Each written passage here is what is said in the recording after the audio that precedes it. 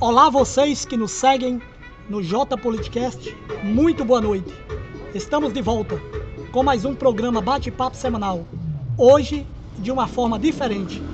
Estamos recebendo aqui na bancada do bate-papo semanal o candidato do Conselho Tutelar 2023, Arilson, carinhosamente conhecido como Arilson de Quinca da Sorveteria, a quem desde já eu já agradeço por aceitar o nosso convite.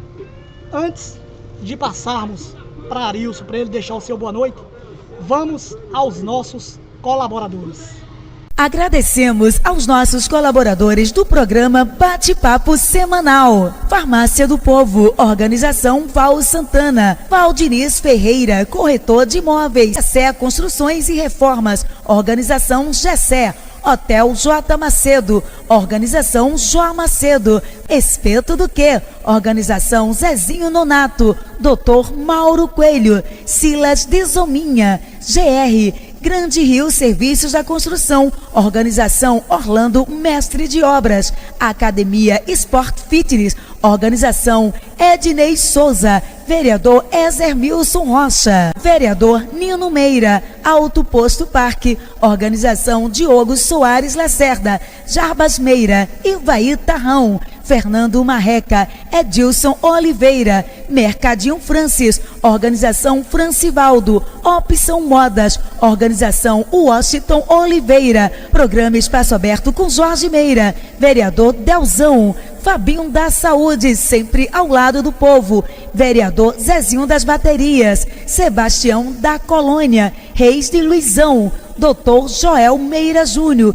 MX Engenharia, Engenheiro Civil, Daniel César, Sansão do Retiro da Picada, Sintepaf Bahia, Gaso Presidente, Verinha de João Melão, Paulinho do Destaque, Jó Macedo, Gilmério Amorim, Popular Mero, Reinaldinho, Conjet, Organização João Antunes, Popular Zera, Getaques Automação Fiscal, Organização João Antunes, Popular Zera, Vereadora de Barra do Rio Grande, Neide do Destaque, Laecinho, vem aí. JT, Jefferson Tomás, Engenharia e Construção, Transmanelão, Organização P.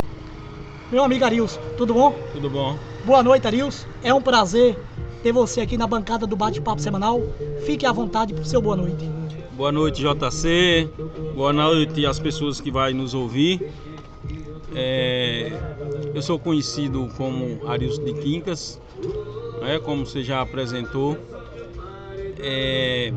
Eu tenho formação em letras vernáculas, sou graduado com habilitação em língua portuguesa e literatura, tenho pós-graduação em língua portuguesa e literatura, tenho pós-graduação em gestão escolar, já trabalhei nos cargos de gestor escolar, já ministrei sala de aula por 12 anos como professor de língua portuguesa, história, matemática, geografia e relações humanas.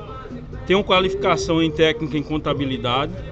Tenho qualificação em curso de gestão em matemática e suas tecnologias. Curso de Programa Nacional de Alimentação Escolar. Tenho curso de capacitação à distância para gestores escolares. E tem o curso também de programa do dinheiro direto na escola do Ministério da Educação FNDE. Pronto. Arilson, eu ia pedir para você se apresentar ao nosso público que nos acompanha no nosso canal no YouTube, mas você já se apresentou. Então vamos com a nossa primeira pergunta. Arilson, por que você deseja ser conselheiro tutelar? Ou melhor, por que você deseja ser reeleito Conselho Tutelar? Fale um pouco da sua experiência com crianças e adolescentes. Fique à vontade, Arilson. Olha, JC, a minha inspiração para se tornar um conselheiro tutelar veio da minha indignação, eu vou dizer assim, diante da vulnerabilidade social. Eu, diante dessa trajetória na educação, como gestor escolar e como professor, eu percebi que esse convívio com crianças e adolescentes, a dificuldade de aprendizagem também tinha a ver muito com a vulnerabilidade social. Eu fui percebendo isso e isso me trouxe uma reflexão para que eu pudesse contribuir ainda mais, além da educação, para essas crianças e adolescentes. E conversando com os meus colegas de trabalho da educação, eles foram me incentivando. Poxa, Arilson, você fala tanto na vulnerabilidade social das crianças e adolescentes, dos direitos, você trabalha tanto o estatuto, por que você não se candidata a conselheiro tutelar? Foi daí que veio essa vontade, me aproximei, aprofundei dentro do estatuto, já conhecia, mas aprofundei ainda mais dentro do estatuto da criança e do adolescente e fui eleito a primeira vez. E para dar continuidade ao que eu já iniciei com esse trabalho de resgate dos laços familiares, mais uma vez eu lanço meu nome para essa escolha. Arilson, o Conselho Tutelar, ele é bastante criticado aqui em Xique-Xique. E depois das redes sociais, as críticas têm aumentado. Os críticos falam que o Conselho Tutelar ele não é bastante ativo. Segundo os críticos, os conselheiros apenas candidata interessados somente no salário. O que você tem a dizer, Arilson, sobre essas críticas? Fique à vontade. Olha, JC, o desconhecimento com o trabalho do Conselho Tutelar é grande. São 30 anos de estatuto e as pessoas ainda não conhecem verdadeiramente qual é as atribuições de um conselheiro tutelar. Por isso, as pessoas que não têm o conhecimento, nunca leram o estatuto, nunca debateram sobre o tema, é que fazem essa crítica, que acha que o conselho tem que fazer coisas que não é da sua atribuição, né? Principalmente nas redes sociais, criticam pelas crianças de rua, pelas mães que levam as crianças para os bares, por jovens que estão diante do consumo de bebida alcoólica. Então, esse desconhecimento faz com que fala que o conselheiro tutelar só está lá para receber, que inclusive eu quero deixar bem claro que o salário não traz todo esse benefício. O salário de um conselheiro tutelar é equiparado a um professor de 20 horas. Então não tem essa ganância pelo dinheiro porque é um salário baixo. Respondido, Arilson. Vamos para a nossa segunda pergunta. Arilson, muitas mães procuram o Conselho Tutelar e outros órgãos porque os seus filhos não lhe obedecem e a família não sabe o que fazer. A minha pergunta, Arilson, é: qual o papel do Conselho Tutelar nesses casos? Fique à vontade. Olha, JC, quando estamos diante de um caso desse, estamos diante de um conflito familiar, né? Conflito entre pais e adolescentes. Isso tem recorrido muito junto ao Conselho Tutelar, boa pergunta. E qual é o papel do Conselho diante disso? Primeiro, o Conselho, quando recebe uma denúncia dessa, ou um comunicado, o Conselho vai apurar os fatos, que tipo de vulnerabilidade essa criança está tendo. Se os laços foram rompidos, os laços familiares foram rompidos ou está prestes a romper. Pronto, depois de analisado, se detectado que os laços estão prestes a romper, o Conselho Tutelar encaminhará esse núcleo familiar para os centros de referência. No primeiro caso que eu citei, que os laços ainda não foram rompidos, o centro de referência que vai atender essas famílias é o CRAS. E quando requisita ao centro de referência, nós encaminhamos ao específico, que é o serviço de fortalecimento de vínculos. Então vai ter todo um trabalho psicossocial e fortalecimento de vínculo com a família. No segundo caso, que é um caso mais extremo, quando os laços já estão rompidos, é encaminhado ao centro de referência especializado, que é o CREAS. Também lá nós vamos encaminhar um serviço de fortalecimento de vínculo, mas já mais especializados, com outras atividades. Então são esses dois serviços que são oferecidos. E o papel do Conselho, além de encaminhar, é monitorar se esses serviços estão sendo atendidos e se as famílias estão cumprindo também. Então a gente vai monitorar a família e o poder público para ver se está oferecendo esse tipo de serviço. Respondido, Arilson. Vamos para a nossa terceira pergunta. Arilson, em uma relação entre um adulto, seja ele homem ou mulher, e um adolescente, seja ele menino ou menina, a minha pergunta é: qual medida o Conselho Tutelar deve tomar? Fique à vontade, Arilson. Veja bem, JC, aí são dois casos distintos, mas semelhantes. O que é que tem que se analisar primeiro num caso desse? De uma relação entre um adulto e uma criança ou até mesmo um adolescente. Primeiro, a lei manda averiguar a idade. Se a criança ou adolescente for menor de 14 anos e já houve uma relação sexual, é considerado estupro de vulnerável. Isso já passa a ser crime, já está no Código Penal. Então, quando é analisado e visto que essa criança, independente de ser consensual ou não com seu parceiro, o adulto responderá por estupro de vulnerável. O Conselho Tutelar encaminhará o caso ao Ministério Público, porque não é de competência mais a partir do momento que passa a ser crime. O Conselho Tutelar não é um órgão jurisdicional. E o outro caso é quando a criança ou adolescente é maior de 14.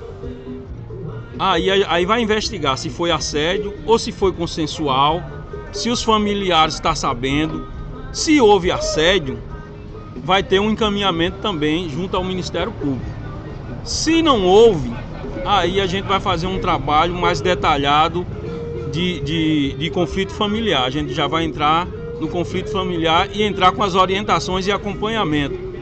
No caso do estupro de vulnerável, JC, qual é o papel do Conselho, já que ele encaminhou ao Ministério Público a parte criminal? É dar assistência à criança que foi violentada ou adolescente, fazendo encaminhamentos médicos para evitar uma gravidez na adolescência e também com exames e remédios contra DSTs, contra o tétano. Então o Conselho Tutelar faz todo esse acompanhamento e encaminhamento junto ao posto de saúde e aos hospitais. Esse é o trabalho do Conselho nesses casos. Entendi. Arilson, numa cidade como Xique-Xique, onde todos conhecem todos, muitas vezes os conselheiros tutelar, eles fazem vistas grossas nesses casos? Não. A partir do momento, eu até aconselho os meus amigos que querem ser conselheiro. Duas coisas que quando estamos diante de um colegiado do Conselho Tutelar. É a questão do conhecimento para com as pessoas, né? A gente procura até, quando alguém é muito próximo, não participar do colegiado. Outra coisa é a questão política partidária. Todo mundo tem suas preferências, tem seus gostos, mas a partir do momento que se forma um colegiado para a defesa da criança e adolescente, a única política que rola ali é política pública. Então é voltado para isso. Não tem amizade, não tem lado partidário, a gente deixa tudo de lado. A partir do momento que adentrou dentro do conselho, que formou um colegiado, ninguém tem lado político, ninguém tem amigos, está ali para defender única e exclusivamente o direito da criança e do adolescente. Respondido, Arilson. Vamos para a nossa quarta pergunta.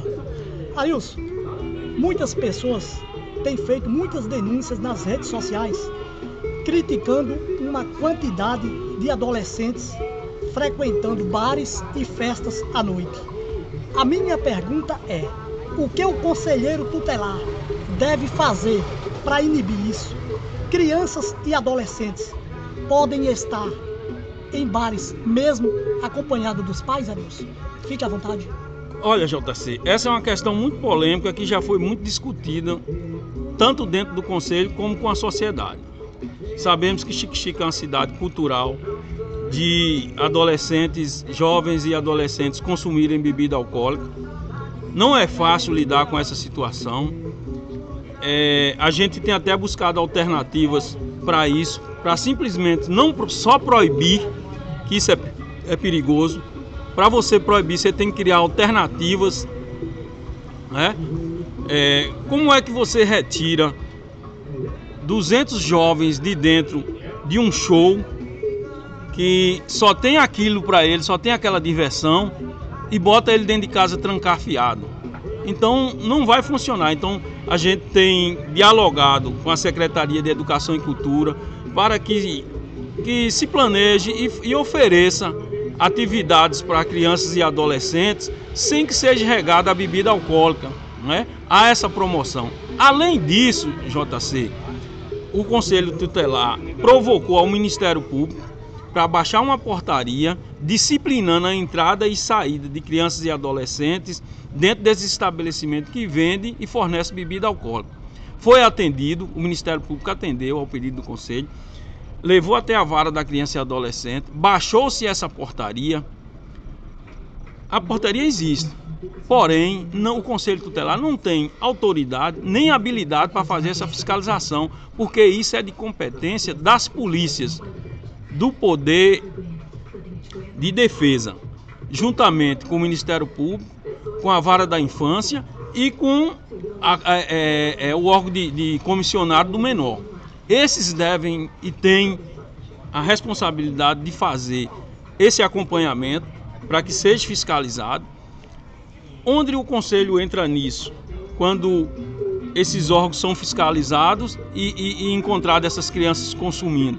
Depois de retirar dessas crianças, buscar dos pais, aí o Conselho Tutelar vai entrar com os termos de responsabilidade aos pais, com os encaminhamentos de tratamento contra o alcoolismo, oferecer tratamento ambulatório ou até mesmo hospitalar com esses adolescentes que foram encontrados bebendo e usando álcool.